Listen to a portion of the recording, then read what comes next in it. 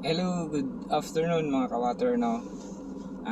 Hindi po ako isang vlogger, so ano lang, yung mga ginagawa ko araw-araw is patungkol naman doon sa trabaho ko. At saka yun yung profession ko. Sa bawat install ko, sa bawat trabaho ko, ibig sabihin, tama yung ginagawa ko. Kasi kahit sino naman talaga sa atin, no?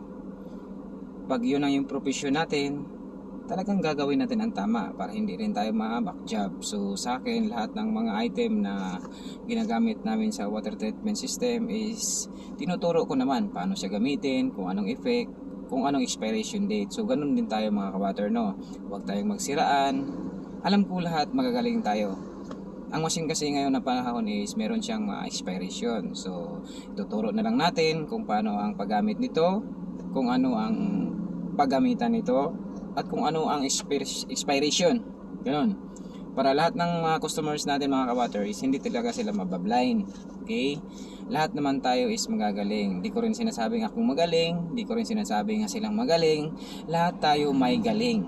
Iba yung magaling at saka may galing. Kasi po, kaya nga po tayo tinatawag na water treatment services. Kasi nga po alam natin yung ginagawa natin. Tsaka ituturo din natin kung ano ang gamit nito, niyan, at kung ano ang tamang procedure. Yun talaga ang dapat para yung mga customer natin maka-income din sila. So yun lang po mga kawater, no. So dito walang siraan. Walang siraan. Kasi alam natin lahat kayo magagaling. Lahat kayo magagaling. Gagawin lang natin yung tama, yung trabaho natin. Ma-perform natin ng maayos. Magandang feedback ni customer. So yun lang. Good luck mga kawater.